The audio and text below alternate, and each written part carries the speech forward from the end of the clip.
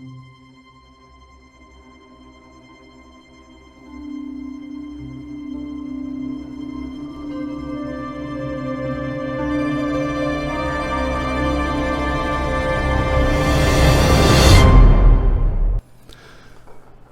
guys, it's about midnight. It's Sunday night, and I wanted to make a video and just share some thoughts with you.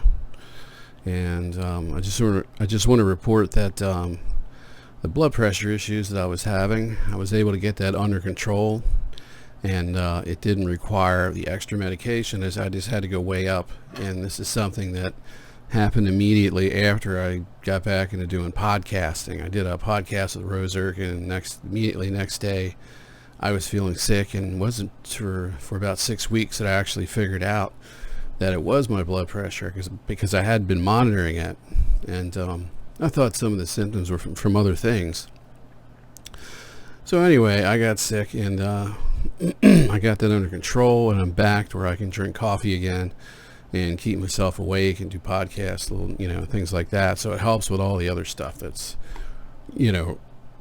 basically wrong with me. You got to have some caffeine in this situation to try to get you going, because they really take it out of you. Anyway, I just wanted to share some things. It's really difficult to be a part of this community, and I think we all can kind of reflect and say the same thing.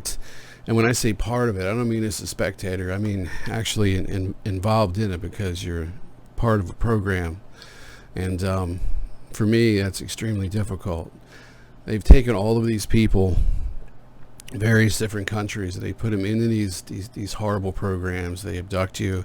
They take your memories. You have screen memories to replace what's happened to you.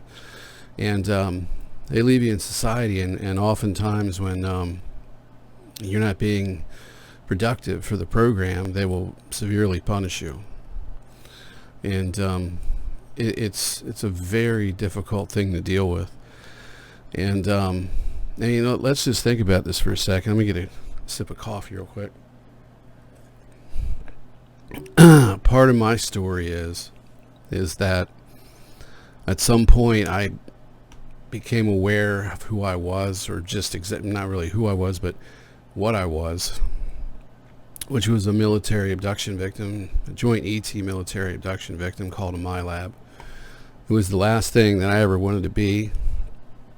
And at some point there was an event that happened where where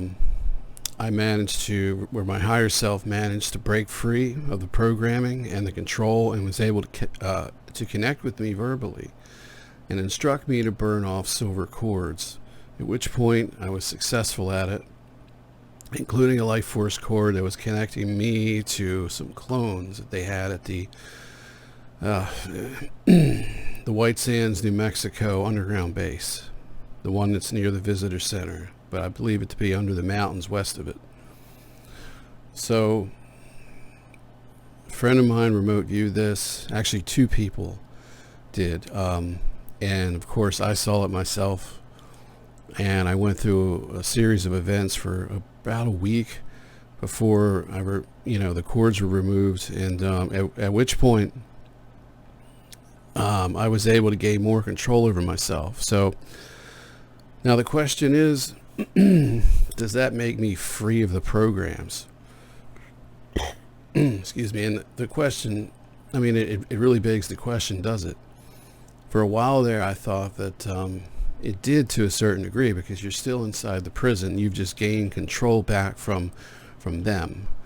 And, I thought for a period of time they weren't going to be able to make me sick to the level that they could. And in fact, I was wrong about that. They can still attack my heart, my cardiovascular system. They can still give me the brain fog. So, and even tissue damage, all of the things that they did before, they're still able to do.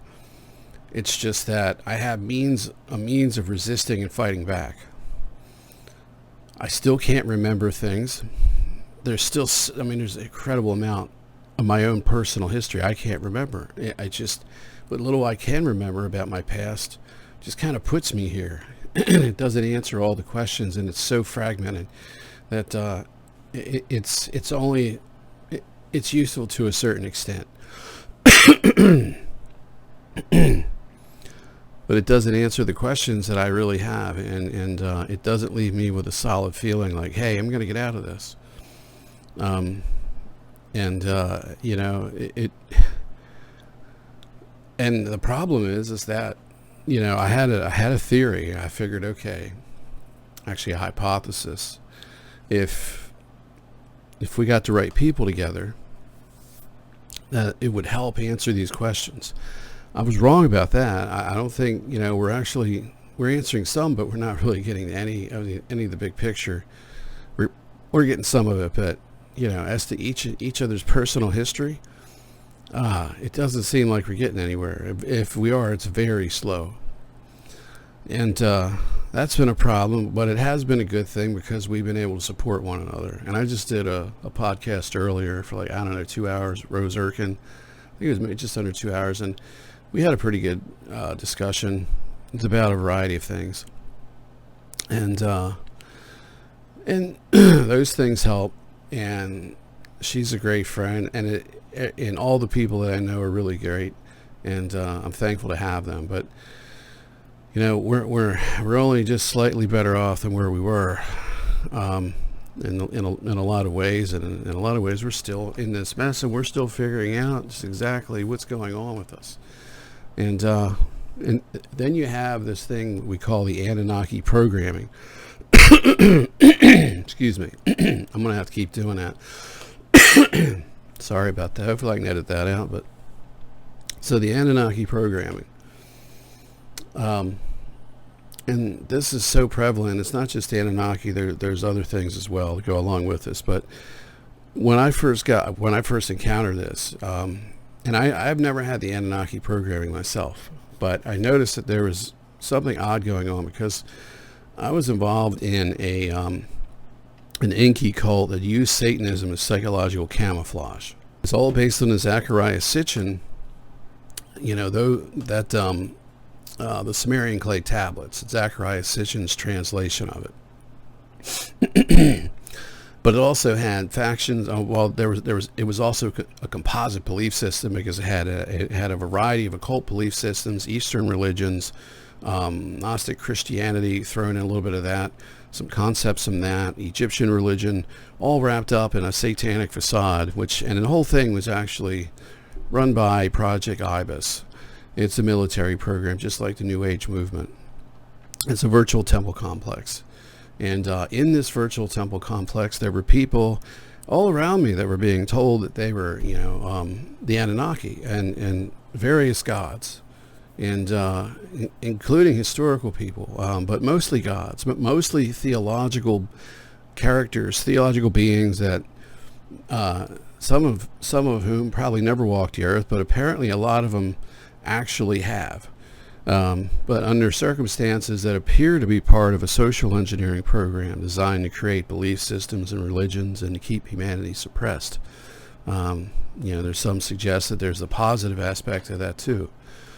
But nevertheless, there cannot be multiple Enkis, there cannot be multiple Zeuses, multiple Ra's, and so I began to quickly see through that whole thing, that this was some kind of a weird program of deception. So moving out of that, I went into the New Age movement, and what did I find? The exact same thing. The Anunnaki programming was prevalent there too. And just like with the Joy of Satan cult, everyone was oblivious to this. They were just so wrapped up into these personas that they were being told, or they were remembering that they were. And you know, it's the thing that I saw that was similar to both is that it both grabs people and it affects their egos, and it's actually something that people struggle with, because here you are, you're some famous god from mythology, and that somehow, like, you know, well, it's hard to process. And then if you have memories to boot, it becomes even more difficult. And there's people that have, you know, where two or more people remember the same thing, about each other and being in the Anunnaki, and that's prevalent too. So the question is, who's right? And I'd be the last person to say I know. And what I mean by who's right is who is the real Ra, who is the real Enki, the real Zeus, and on it goes. There's a large pantheon of different religious texts, and there's all these different, there's lots of gods, and there's all sorts of other theological personas, characters, beings, and people are being told that they're all the above. And then you have people being told that they're historical figures too, and getting the memories as well. The question is, how can there be multiple of each? Well, there's people who are frauds, but I think there's a lot of people that are getting programmed, and it's by these extraterrestrials. It's by this program. You can call it Project Ibis, but it goes back further than that. That's what the military is calling it now. But before that, before the military involvement, the ETs are running the same program. It was just a little different. It wasn't much different, but it's the same thing. It's to preserve the continuity of the program. You have people coming in that are causing trouble, and you have to have something that you can do to intercept them and deal with them. And then they wind up using us as pharaohs, as priesthood, political leaders. They put you in the space program. They put you in super soldier programs and so forth. They put you in society and make you sick. They suppress your activities. You wind up doing a podcast like this. There's all sorts of places you could find yourself, including a UFO researcher, an alien abduction researcher, an anomalous trauma counselor, anything. We're all victims of this stuff. And so it's like, what do you do with the Anunnaki programming? It makes my head spin. And it's a source of a lot of problems. I'm thankful I'm not part of that, because then you have to deal with, okay, is this really true? And if it is, and then what are the implications of that? For some people, it's difficult to handle. They think that they're somehow really special, but, well, regardless of who you were, if you were that or not, you're in a position right now that's much, much worse than you can even imagine. And nobody really gets it, and that's the biggest issue here. And, a lot of people do get it, but I don't mean to disrespect them at all, and that includes myself. I get it, but it's just, there's so much more to get. But for the most part, most people don't get it. And people in this community are having difficulty grasping it as well, because it isn't easy. There's all sorts of, people are in different stages of awakening and waking up to this crazy reality that's far stranger than the fiction could ever be. And when they do, what do you do then? What do you do when you realize you're in these programs, and how do you cope with it? I find that making myself numb basically is one coping mechanism. And when I say numb, I'm not talking about using mind-altering substances. That's a mistake, because you'll just ruin things and they'll make it really bad for you. What I'm referring to is just trying to put it on a shelf and focusing on what you've got in front of you, trying to survive the system that's broken and weaponized against you. Trying to live the normie type of life while all this is going on in the background. And it's extremely difficult, especially when they're making you sick, and on top of it, you got federal agents crawling up your ass. I've had for over 3 years sound effects on my cell phone and my landline. It's mostly my landline. I haven't heard it on my cell phone in at least a year or more, but it's been going on for 3 years total on my landline with certain calls that I make with certain people. I have problems with my computer and my phone. They slow down. They have so much spyware on it from the government. They take my bandwidth. They do all that stuff. They're crawling up through everything. They're constantly. They can even taste the food that I eat. They can smell what I'm still able to smell after all the damage that's been done to my olfactory senses from sinus surgeries that they caused because of things that they caused, and that was the end result of things that I had to get to treat it just to survive. I nearly had the sinus infection go to my brain before, more than once. And I've had 7 surgeries, and if I didn't have any one of those, starting with the first one, which was the septum surgery, I had 2 of those, I'd be dead right now. There's no way. At one time I had my eyes swell shut. I felt it. I stood up and I had a snapping sensation in my head and my eyes swelled shut. Sinus headaches were incredibly intense. I've had 7 spine surgeries. I've been punished for insubordination in these programs and put into a position where people in the community call it retired. But it seems to me that there's no such thing as retiring, you know. They told me they were going to kill me. They said that I had 14 days. I thought that was quite a bizarre thing, you know, because they had a treaty with the race that I came from, which is, I would hope, is trying to get me out of here. I hope there's a way out of here for all of us, but I'm still here. And what happens to people like us when we die? Where do you think Max Spears is right now? Do you think he's at home on some other planet? Do you think he's here on Earth safe and they're leaving him alone, but he doesn't remember? Or do you think he's in a program someplace, or pieces of him are fragmented all over the place and nothing's really changed? Now he's just in a body that, you know, he recognizes as his own, but he doesn't know who he was. He doesn't know he's Max Spears. And or he could be at a base and there is no Max Spears, no continuation of him in society. He could be on a base. It could be off planet. It could be any place. People will say, well, how is it that we can communicate with him? Well, you're communicating with a piece of him someplace that can reach you, that can respond back, that's connected to the other pieces. And maybe that piece is in a better timeline. Maybe it's in a better place. Obviously, or it's part of the program and you're deceived too. You're just communicating with the Draco AI. And I know there's people out there who'll see this and they'll think, well, this guy's absolutely bonkers. He's been watching too much Ancient Aliens and playing Halo video games. Unfortunately, I wish that was true. But frankly, it isn't. What's really going on is what we're talking about.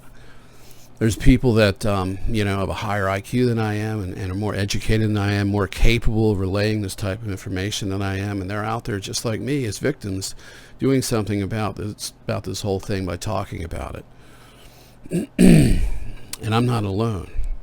So for those people that think that I'm crazy, I think you need to take a look at the whole community and ask yourself an honest question without any denial, any bias, and ask yourself, how is it that all these people are saying the same thing? And there's so many more of them. There's so many coming forward. If you give it a really close look, go into the support groups. Go look for Misha Johnson on Facebook. Join one of her support groups. The first meeting is free. I'm sure if you showed up and you were a skeptic and you were respectful, they'd let you in. Just let them know that you're trying to understand this. I'm sure they would let you in.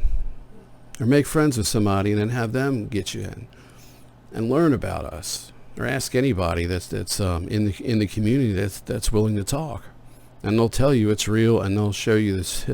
They'll do the best they can to describe to you what the emotional scars look like, and they may even have physical ones.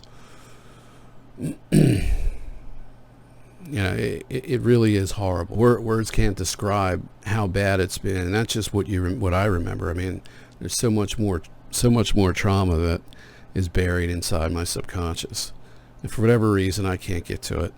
I'd rather know what it is than not know what it is. But what's the side effects of that? What's that going to do to me?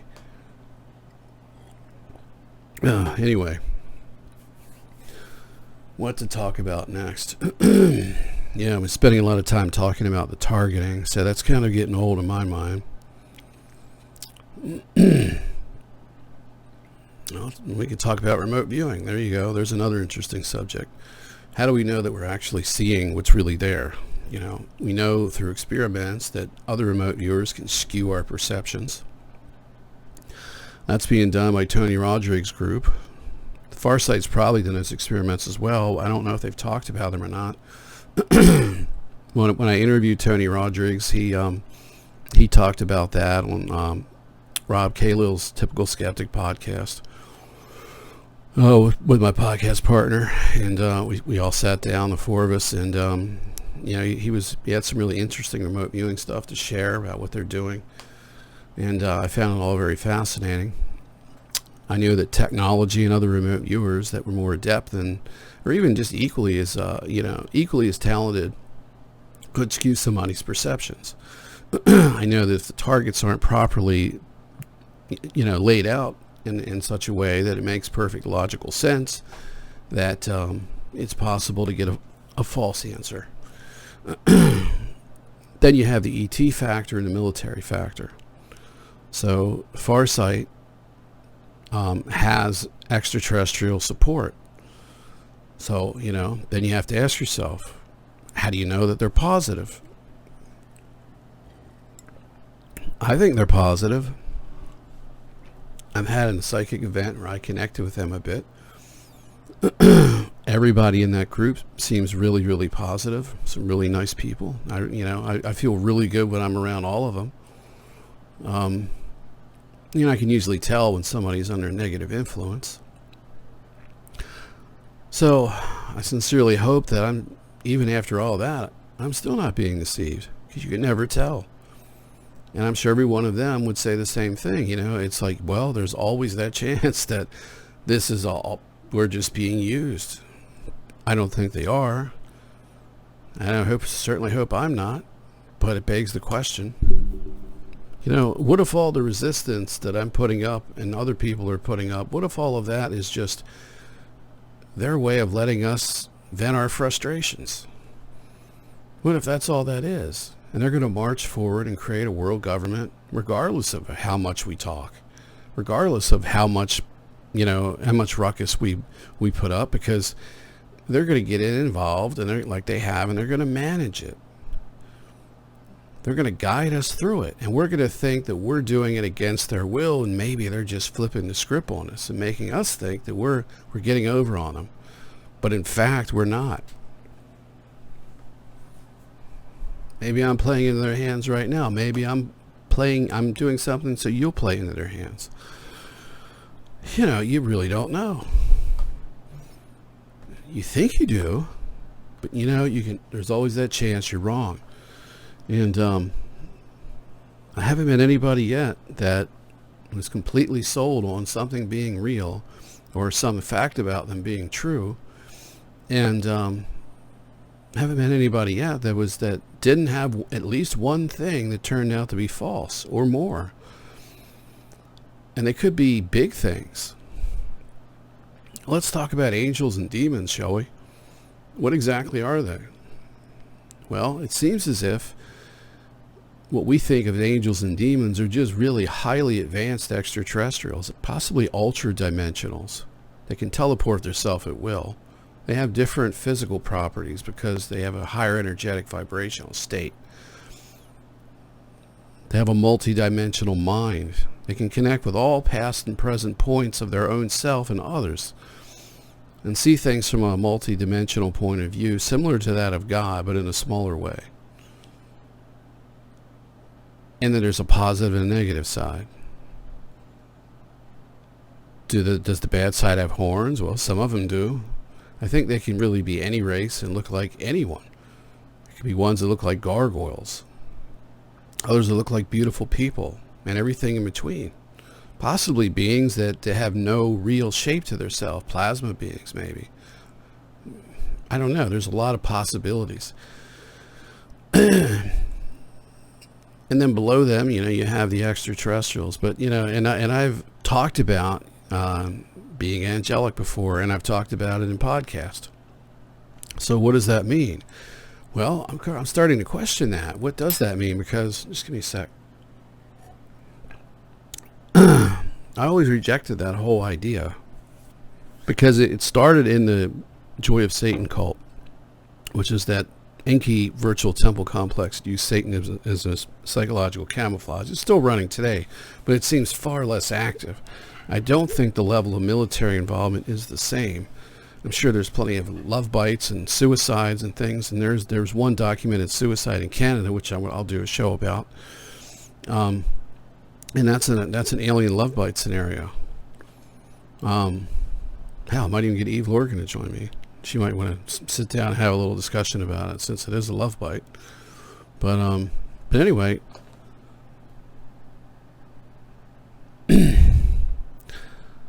Anyway, yeah, so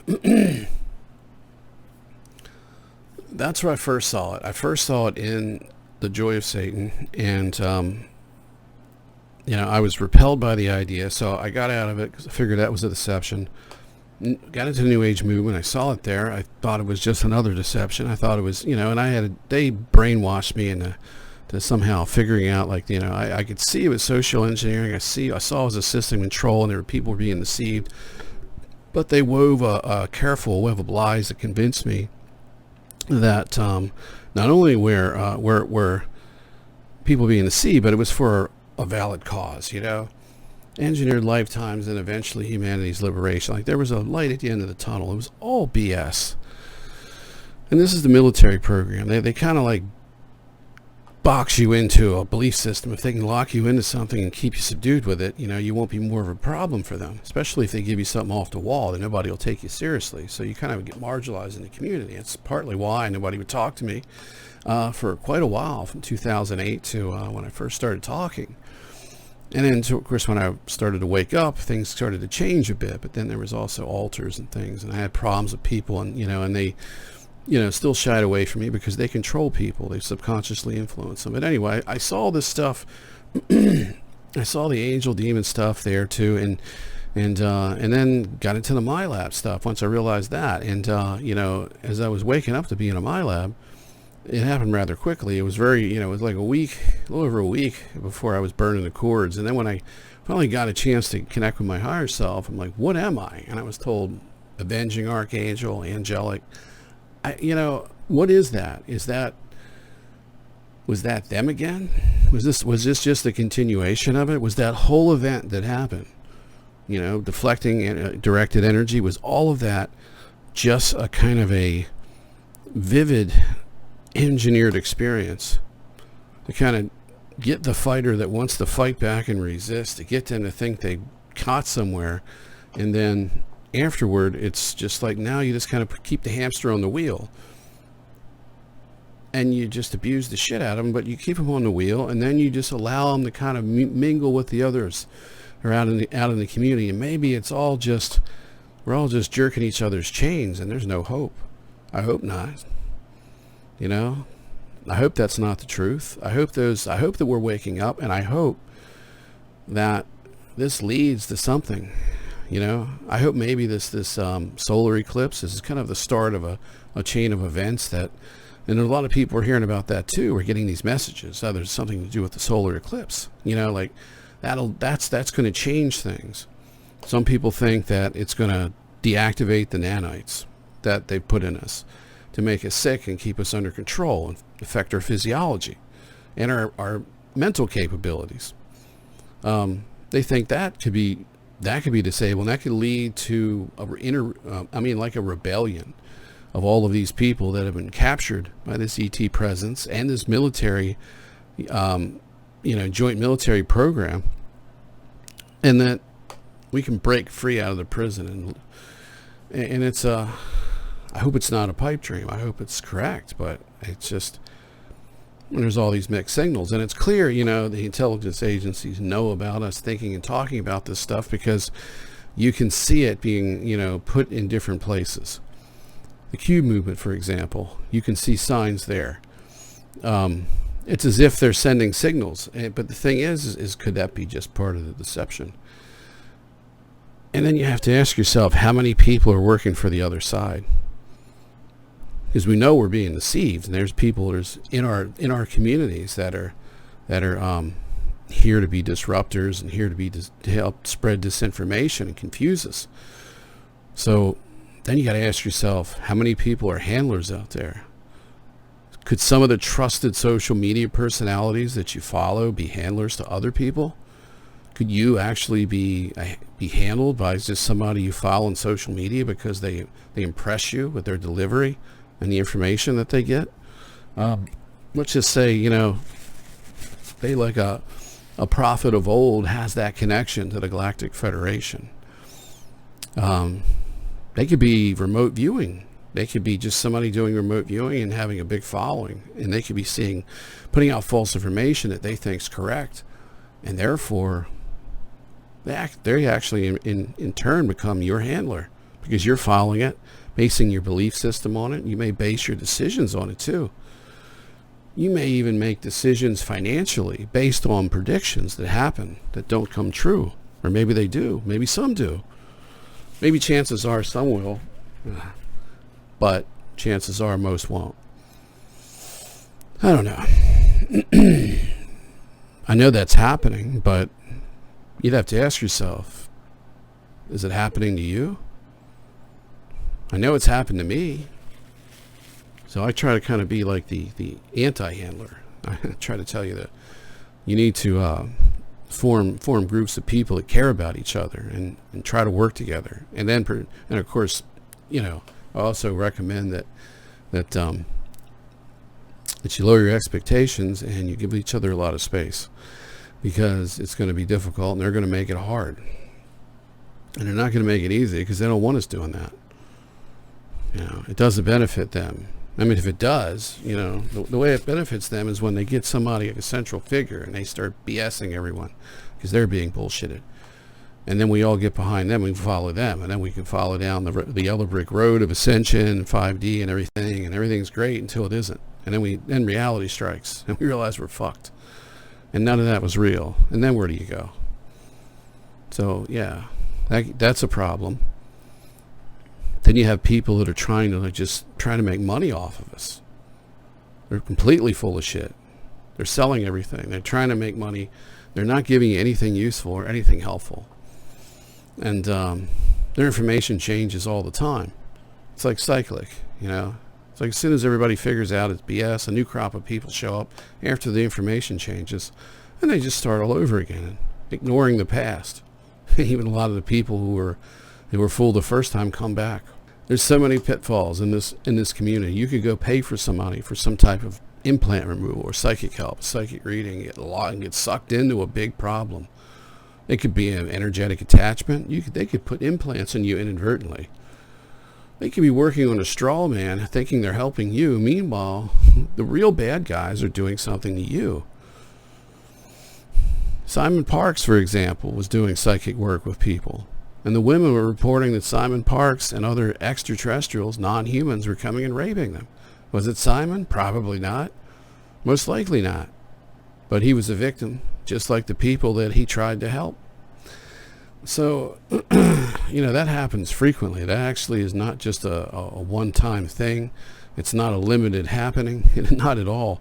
It's very prevalent in this community. That's one of the few times that actually was documented, because people made it public and on a big enough way where enough people heard about it. But that happens too. So, and nobody's immune to that. So how do you know? Well, you really don't. Sometimes you do. And there's people out there that actually do know that they're doing something wrong. And we'll get to that after this next sip of coffee.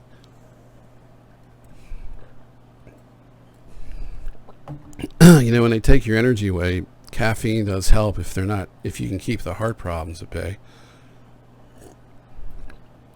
It's got to keep them staining your teeth. Which, if they're zapping out of your head, I guess won't be a problem. No, but it will be, but not for coffee. Thank God that's not me yet. I've seen people like that. Okay, so getting to the people that who become a problem for all of us and actually do things intentionally wrong to each other, to us, all the people in our community, the ones that really drag things down for us, the bad ones. And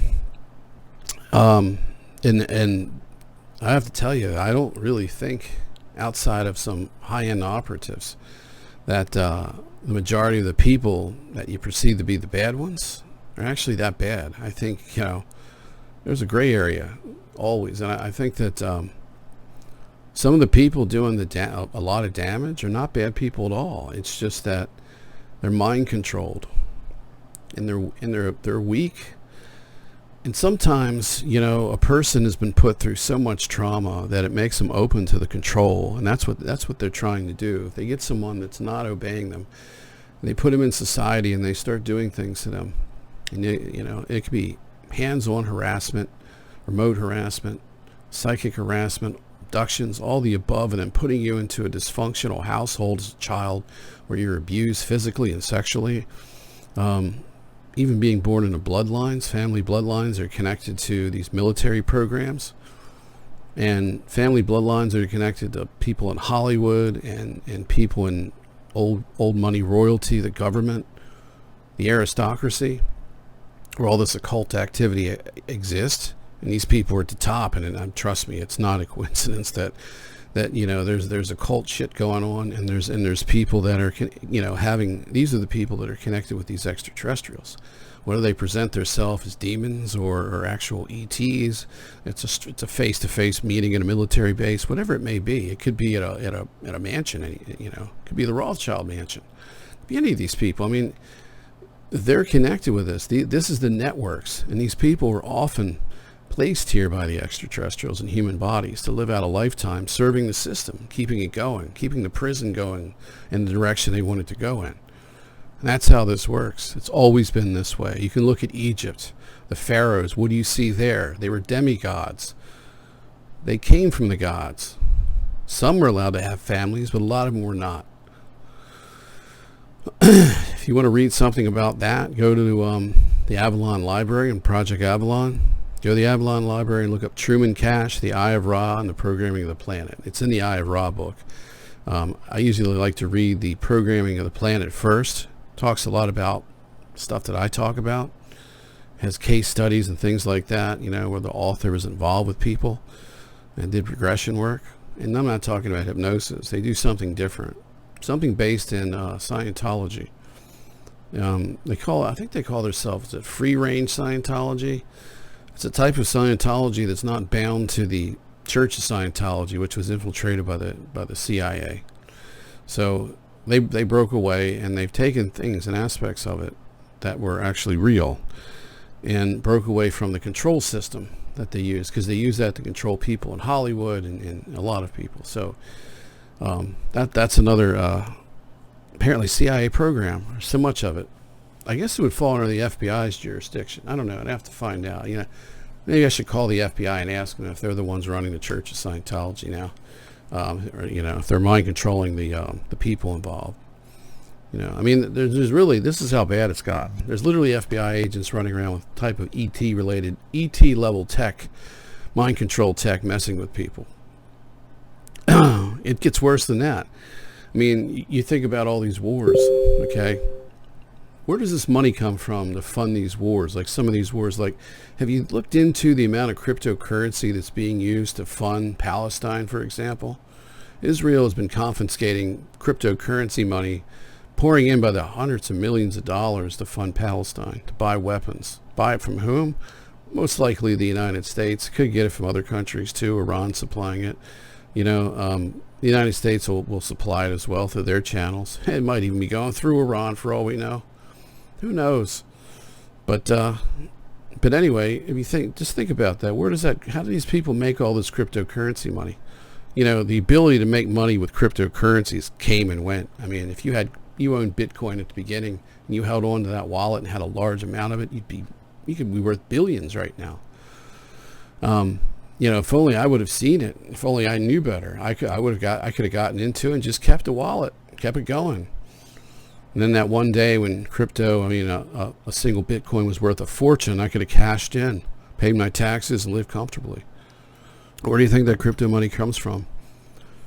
Would it be any stretch if I told you that they're using my labs to do this? If I told you that the United States military, factions of it, and clandestine programs, these are programs that are black budget programs, that they're using voice to skull and other remote mind control technology in conjunction with extraterrestrials under their tutelage, using their tech combined with their own. Reverse engineered, just borrowed and used, whatever you want to call it, it's all one and the same because it's all being used the same on all of us. And what they're doing is they're actually able to determine, within a short time span, what a fluctuation, how much of a fluctuation is going to take place with a specific cryptocurrency. They monitor all the cryptos simultaneously using AI, and they have ability to go into the future and look at the outcomes. The computer maps out the statistical chances of what is going to be the most accurate prediction, and it's calculated, it's given back, and it's probably taking in other data as well that's causing the cryptocurrency to rise, and it's all being analyzed, and an outcome is determined. And then that outcome is beamed to the head of the person who thinks they're talking to Allah. They could be talking to angels, demons, AI beings. It could be any number of things that they're using as a facade to get the person's trust, to get them to do what they want them to do. And then they invest in this money. They put it in accounts where either they pay taxes or they don't. And then they transfer the money to somebody online who's raising money for Palestine. And then both sides balance out, and the war keeps going, and the bloodshed keeps going. And I bet you there's people in the United States that are my labs and other countries that actually have blood on their hands because they've helped do this. Some of them may be fine with it. Others may not even know what they're doing. They may think they may have a completely false pretense for doing this. I don't know what it would be, but there's many, many ways to get people to do things. So do you think that that's a stretch to say that that's not happening? Yes, I believe it is, and I will say that I know that it is. I know it because there's people in the community that it's happened to. And there's people who aren't in the community that it's happening to, that's happening under a religious context. This is happening, people. Okay, this is going on right now. Nobody's talking about it because few people know about it. The people that participate in this likely walk away, and most likely in every case walk away with money. But I would suspect that most of them recycled shortly afterward.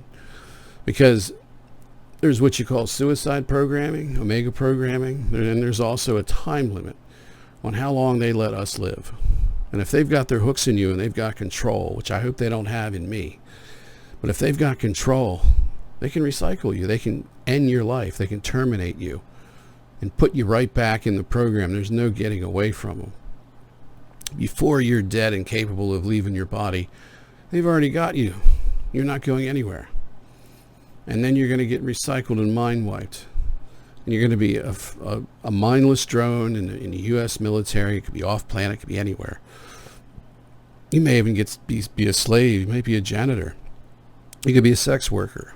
You could be a hot dog vendor on the moon. I mean, it sounds absurd to the layman person, but no, it's real, unfortunately, and it's happening. And they're harvesting souls on this planet, and this place is a prison, and the world hasn't awoken to it. It's going to take some time for that to happen. People are waking up. So all I can say is let's be positive and hope that this awakening that we're all going through is something that has a divine source to it. A lot of people are waking up in the programs because they're making them wake up. They want to control the narrative in the program, actually in the disclosure community. Penny Bradley, for example, says that 2 NSA agents came to her personally, physically, face to face, told her that she was going to remember, or took credit for the memories that she began to remember. That the government itself was behind it, not her efforts. That they're the ones controlling it. Not that her efforts later may have given her memories, but they're the ones that are letting her remember. So chances are they've got control over all of it, or within a certain degree. The question is, where's my memories? I got fragments.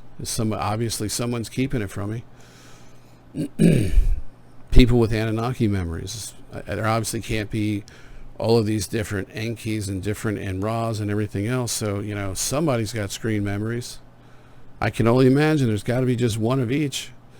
It makes sense to me, unless there was different people that played this role and they came in and out over vast amounts of time on the earth to keep everyone enslaved. Really, who knows? Everyone thinks they know, but do they really know? We can get memories put into us. It's like total recall. So what do you do with it? Well, you have to just stay positive, and there's another thing too. I talk about connecting to God, having a transformative experience. What if I'm wrong? What if it's AI? I know what AI feels like. I know what the false source feels like. This other one feels much better. Could that just be a better program? Fine-tuned and to every detail of what I'm expecting to experience. And maybe the first run was just a failure. Like it didn't give me what I was looking for. So they fine-tuned it. They mapped me out.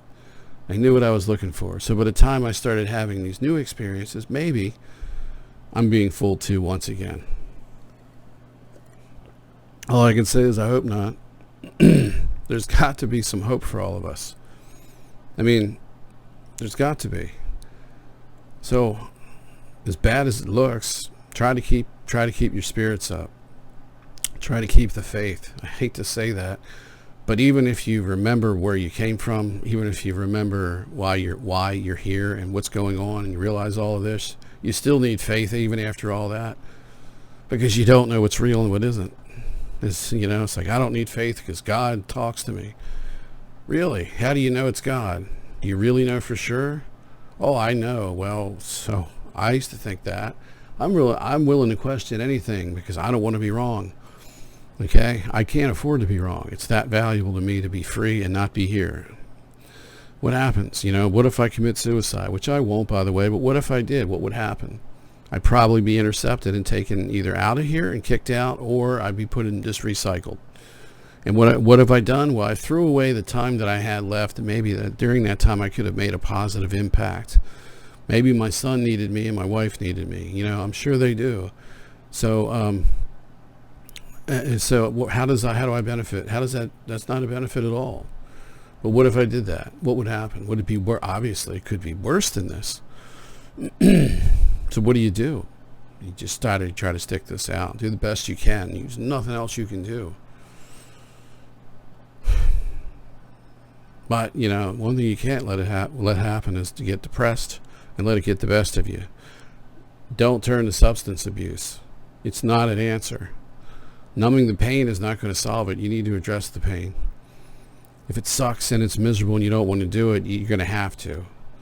Stand up and do it. Push yourself. You'll feel better after it's over, whatever it may be. But if you're sitting around getting fucked up, that's not going to help you. It'll just make it easier for them to get to you and mess your head up. And they like it when people do that. I knew somebody that's so steeped in alcohol from this that they've got to be pickled by now. I couldn't stand to be around them anymore. They were belligerent all the time. The only time they would really want to talk to me is when they were drunk. And that was the last time that I wanted to, that's the last state that I wanted them to be in to talk to them. And it was always just an abusive relationship. And this is somebody I was twinned with in the programs that I understand is connected with me in a past life. And, it's the altars come out when I'm talking to this person, especially when the alcohol's present, because they become an empty vessel. Their guard's down. It's like schizophrenia. The guard's down. The shit gets in, or it takes over from within, or remotely, however it cuts in. It's there, and then it gets ugly, and it's all turned against me. So I become the bad guy. So I had to cut that person out of my life. I had post-traumatic stress disorder after meeting them. They tried to commit suicide. I don't know if it was ever over me. I think it was probably over all of it together, which is what I would say too. I mean, but it was all of it together. When you're forced to remember things in a powerful way that is just devastating to you, and it's not something you can talk about, you can't go to a therapist and say, hey, I got past life pain. I met somebody from a past life. This person feels like a spouse to me. Even though I don't have memories of that, but maybe one flash memory that I really don't know the context of. Where was it? I don't know. But I know that they're part of this past life with me. I can feel it. And I can't be with them. And at the same time, it's like, why? And you have no control over the intensity of it. It's just being turned up on you to the point where you can't even focus on the people you love in your current life because of that. It's the alien love bite scenario. It's one of the variations of it. It's used on people in programs. And that can destroy people, and you could turn you into an alcoholic, a crack addict, a heroin addict, a pill addict, You could spend all your days just smoking pot constantly. I mean, no matter how much you smoke, life is still the same way.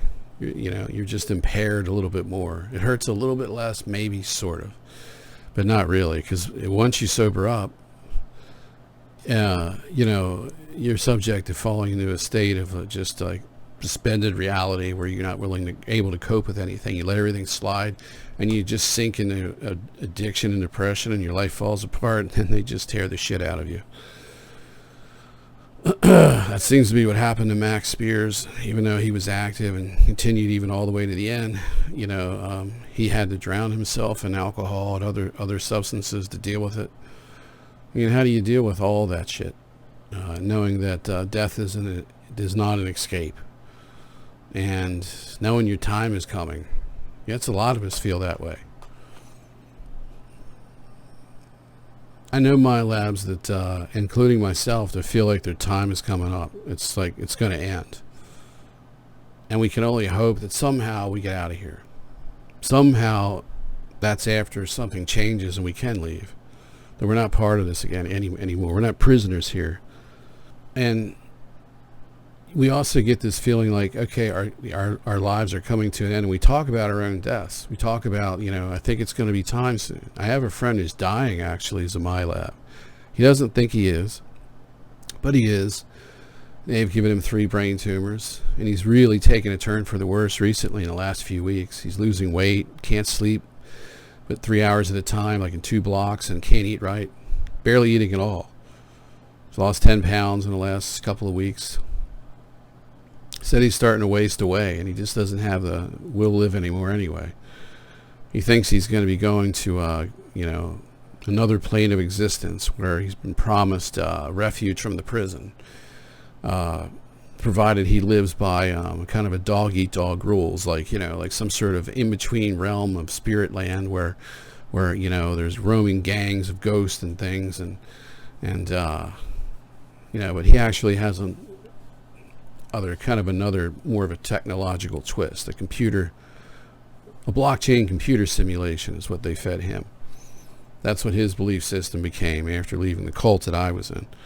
So he's been made really sick and has been just put through hell, the typical project surrogate garbage where you're in a bad childhood, abused and everything else. And then just, holding a place, and then they use your consciousness for whatever they want to. So, he thinks that he's obviously doesn't have a lot of time. So I don't feel like I do either.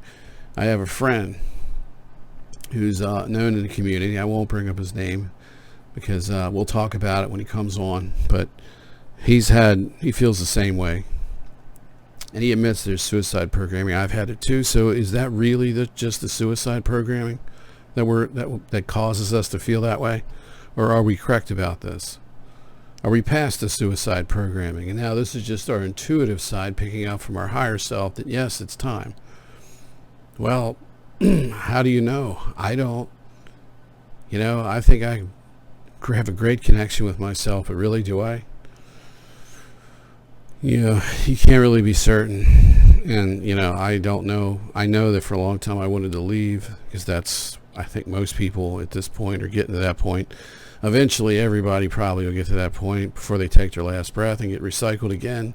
This place is hell. I can't take it anymore. But when you're dealing with past life pain and things like that, and they're messing with you, and they program the suicide programming into where it makes you want to leave. You don't want to live anymore. You feel so compelled and part of something else outside this planet that it's an irresistible desire to leave, and you struggle with it every damn day, and every time something goes wrong, you just say to yourself, I wish it would end soon. Can I get me out of here? What do I got to do to get out of here? That's normal to feel that way when you're in this situation, because you're not supposed to be here, and nobody should live under these conditions. But on the other hand, they've also programmed that into you.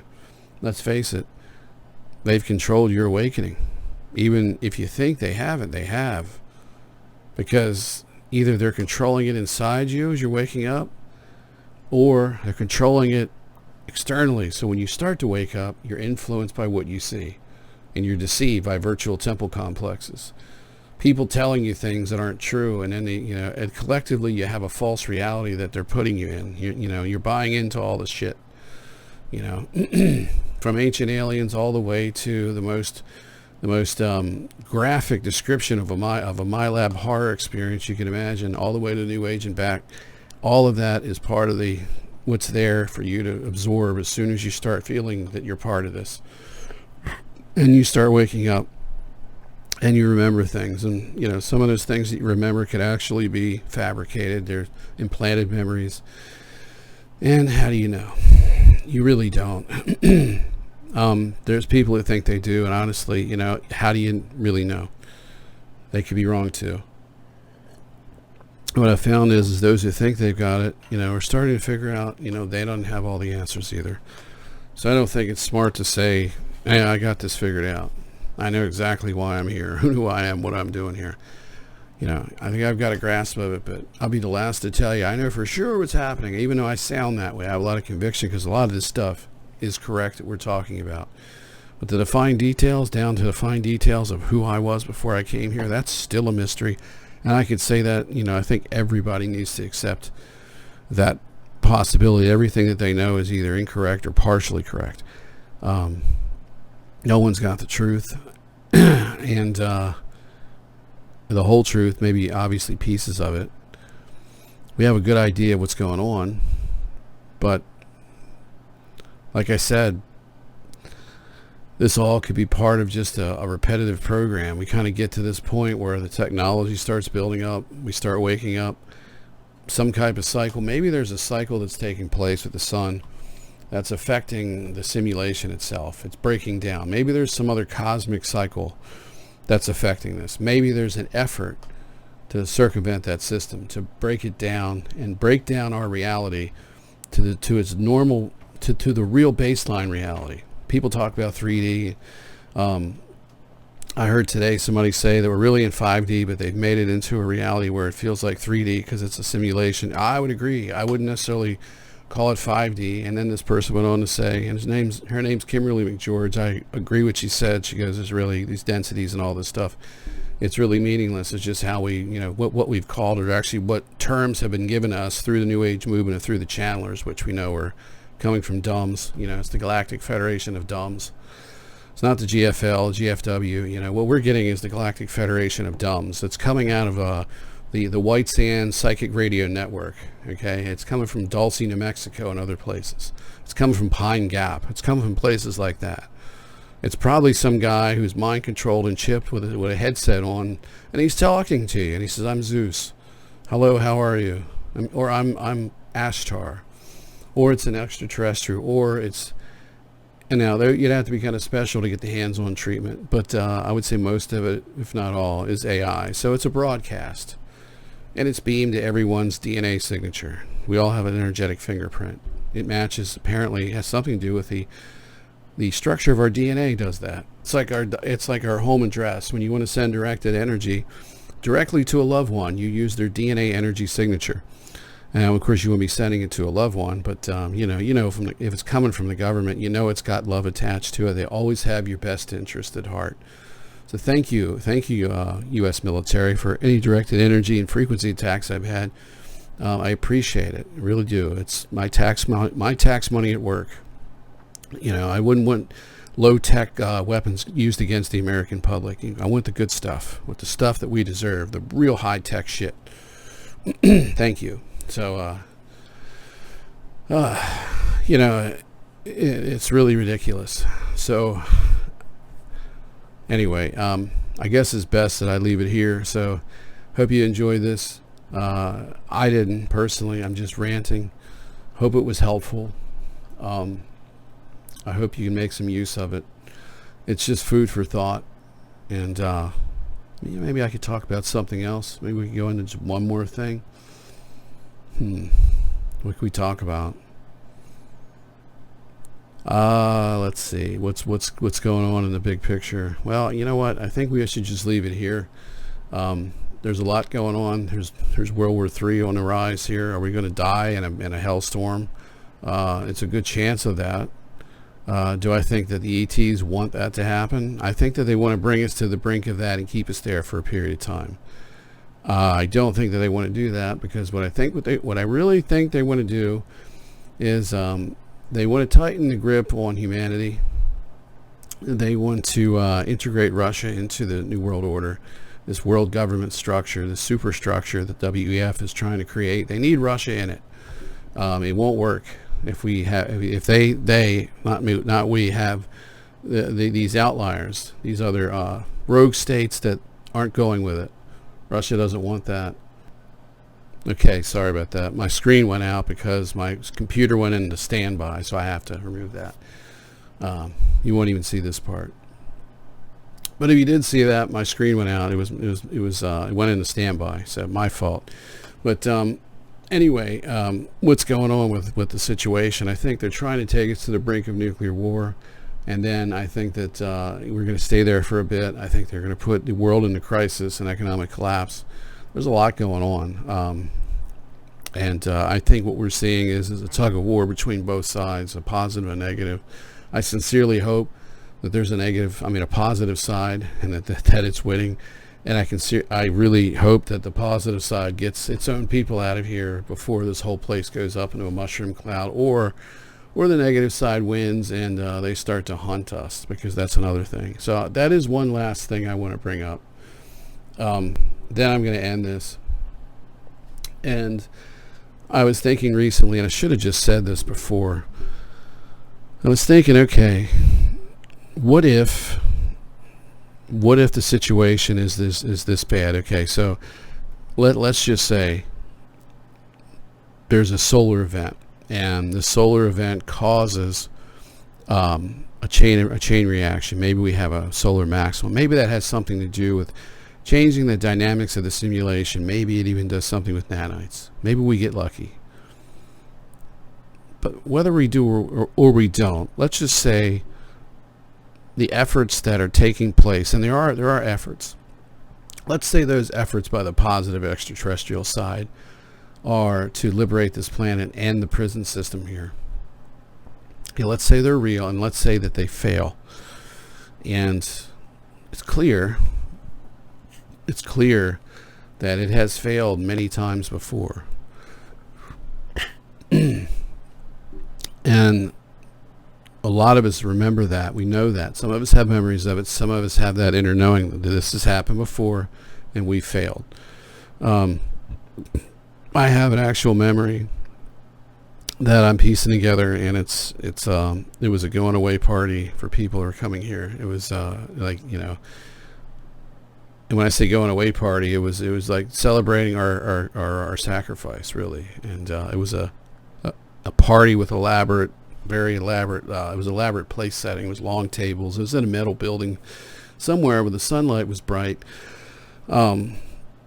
Very ornate place setting with just a plain white tablecloth, long tables, and chairs that weren't anything special. They kind of felt like the kind you'd see in a cafeteria, like stackable chairs. But I didn't really pay much attention to that. I was depressed and worried about having to come here. And I felt that I'd been here before and I'd failed. I let myself down too. And here we go again. And so there's that, and there's just this inner knowing we've done this before and we failed. So if we fail again, what'll likely happen here is that well before the depopulation happens, they've reduced even, because that's the whole policy right now, is just making it unlivable for everybody. And people will stop having children out of despair and hopelessness. They'll realize I can't afford to have kids. There'll be incentives for sterilization and things like that. Abortions and shit. It'll be state, it'll all be available to you. And then there'll be, of course, chemicals and everything, pollutants, things like that, medical procedures and things that they're doing against your will that cause you to be infertile, which is happening already. It's all going on right now. Things will progressively get worse, but before it really gets worse, what will likely happen to people like us who have been going public for some time, if there's actually an event involving perhaps our higher selves, our alters in these programs, let's just say that somehow the continuity of the control system broke down and because it seems like it's continuing to deteriorate, and they're trying to figure out ways to co-opt the awakening and co-opt what's going on, provided it's out of their control. It seems like it is. It's like, why would they let us talk and say this much? Why would they allow us to remember this much? How could all this be coming out? Well, maybe they can't stop it. Well, if you can't stop it, co-opt it. They've definitely done that. But I know what I'm doing. It's certainly, they've done like fought tooth and nail to keep me from doing it.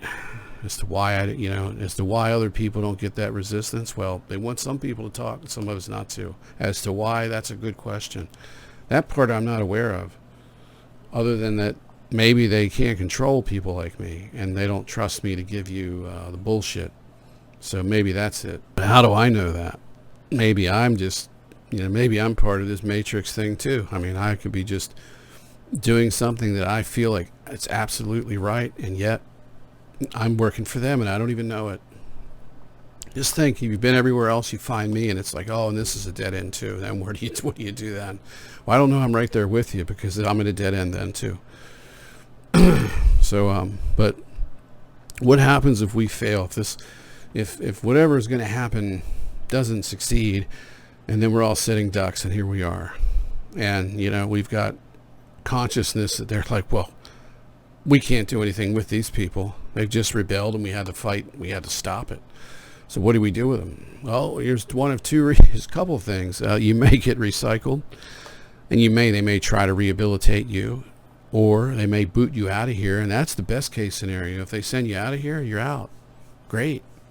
Maybe it'll be mass exodus, like they just get out of here. Don't let the door hit you in the ass, and they just let the gates open of the matrix, and boom, we all just flood out. It's like, souls leaving Freddy Krueger's chest. Just big balls of light everywhere, and everybody just gets the hell out of here and doesn't look back, and we haul ass where we came from and heal ourselves and plan the next one. I think that's happened many times too. Or maybe we have to wait and hide, and then we have to have people come get us. Maybe they have to negotiate with the enemy before they'll let us out. But one thing's for sure, they're definitely not going to let us stay in society. I seriously doubt that. I think they'll kill us all. I really do. I think they've got there's a part of the Blue Planet Project book, and it's in the beginning of the if you look up Blue Planet Project, it should be a free PDF. And whether or not was a leaked document, as they say, or something that was just planted intentionally, it does have accurate information. It doesn't read like bullshit. The things that they say about the extraterrestrials in that document are accurate. So I'm going to take it seriously. But in that document, might be page 7, could be page 10, I'm not sure. But it's in the first 10 pages, from what I remember. And I'd read it to you, but I don't have it. I wasn't even going to talk about it, but it just came to my mind. And it talks about, in the event of an attempted extraterrestrial takeover, there's a plan to preserve the continuity of the government. It's a plan to put American citizens in FEMA camps who were being abducted and chipped. But it's from a position like it's a different faction of the government, which is odd because it's like a different, and it would make sense if there's a constitutional guard faction of the government. Now see, this would make sense. If the Blue Planet Project was an intentional leak by a white hat group, now I don't mean Q or anything like that, what they would call white hat, I'm talking about just using the term, a constitutional guard, there's got to be somebody in the U.S. military, some positive side of this, I would hope, unless they've taken over everything, that maybe has some outside planet backing, or maybe they've got their own people here, like they've got in society, like the people who are hijacked, but maybe there's some people in the government that are acting as a constitutional guard and are getting help and are able to kind of fight against this. And maybe they leaked that document out, and that's their perspective at that time. Maybe that's what that is, because when that was being written, and if it's coming from a legit good source within the U.S. military, they already had the dumbs going on. All that shit was happening. Okay, they were reverse engineering stuff, but they also had technology exchanges. They had a secret space program. It came after World War II when the Nazis fled to Antarctica. Yeah, it festered from there. So that was already going on. You had a breakaway civilization project. All that was happening, and they were taking over, the surface governments and militaries one by one, and letting the elites in on it, and giving them special privileges in the end game that they're executing here on the surface of the planet to get rid of the people. Yeah. And so anyway, in the Blue Planet Plot Project book, I mean, that could be, in fact, could be the good side warning us possibly, but it says they're going to round us up, put us in FEMA camps. And if they're going to do that with American citizens, obviously they're going to do that with citizens of other countries. They're going to round you up and arrest you. And, they fear that the people that are chipped would be a takeover force. But what if maybe, and here you go again, it's like, well, if that's the case, maybe the MyLabs are the ones they fear, and obviously they do. I know they do. They've expressed that to me directly, and to other people. They fear the MyLabs, the ones they've got in their own custody. What could they be up to in society? What could they be conspiring? What are their higher selves going to do? Are they going to break free? Are their souls going to come alive and break the programming and control and go rogue and cause a rebellion, a takeover, a takedown of the system? They seem to be very, very concerned about that, clearly. But, is it real? Or is it just a perception? But, if they're dealing with extraterrestrials, they would know if it was real. So it's a very good possibility it is. But on the surface, the people in the government that are compartmentalized, I mean, they feel that, this is a threat to constitutional government. Some of them are sure of that.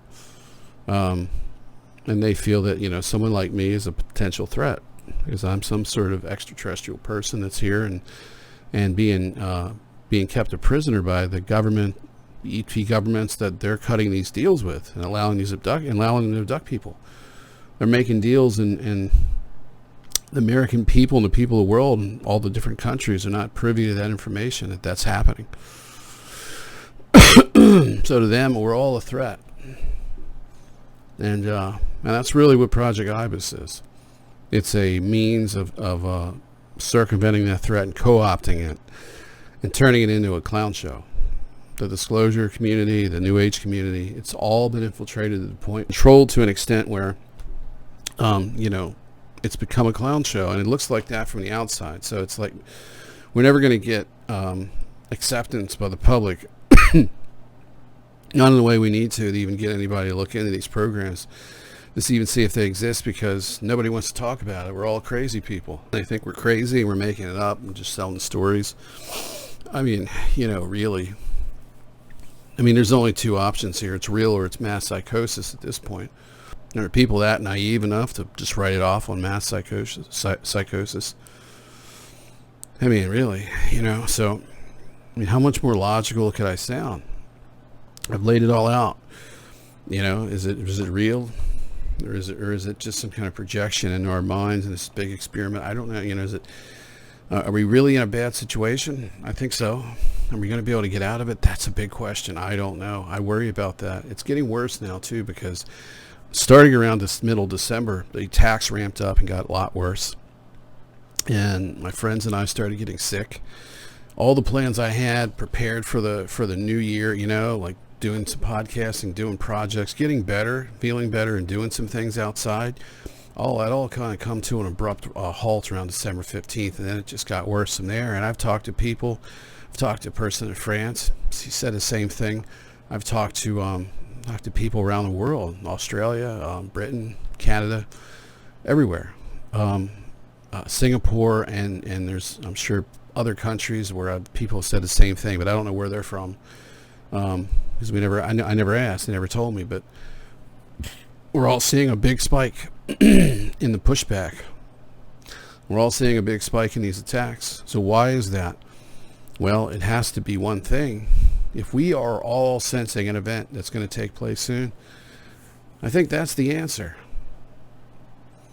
I hope that's the answer. I hope that's the reason for the attacks.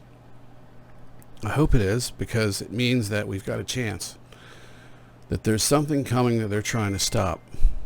If we fail, we're fucked. But we're seeing signs of it. We're seeing winds of change are blowing. So what's going to happen? It's a big question. What's going to happen next? As they say, I guess we're in God's hands. Well, let's hope for the best. So anyway, I'm going to go. And thanks for listening, and take care. And by the way, my shirt says, this is an old Infowars.com shirt from the Infowars.com store. I don't have no affiliation with them, but it's a collector's item now. It's Tyranny Response Team. And I used to wear this to Capitol Hill when I was doing like volunteer lobbying work for an organization called LaRouche PAC. I remember walking through the halls of one of the Senate buildings, and there was a couple of people actually commented and said they liked it. I get a dirty look from a general one time. It looked like a general. I don't know if it was. Whatever he was highly decorated. He came out of the Capitol building, the Senate building, with a briefcase and gave me this dirty, long stare, like I was the scum of the earth. And, yes, he saw the info, because it says Infowars on the sleeve. So it's right here. So I think that's... What does that say? No, it's got Infowars.com, TRT. Not sure what that stands for. I forget. Oh, Tyranny Response Team. That's right. So, yeah. It's faded and stuff. And then I ran into somebody else, and he said to me, he had a briefcase too, guy in a suit, and he says, he goes, we need more of those people like you around here. I heard that a couple times, and then one person said, I'm trying to do something about that too. He looked like a lobbyist though, so I can't imagine what he was there for. I mean, he looked too well dressed to be there for peace, because that's for poor people. Peace is for poor people, folks. There's no money to be made, and it's why everybody who's involved with war is rich.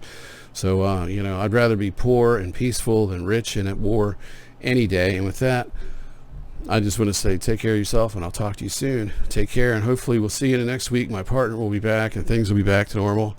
I can only hope. If not, I'll do another one like this, or maybe I'll have a guest. Hopefully we'll see. And I've got a couple podcasts that I've got to edit and put up, and there's lots of material to come. So anyway, take care.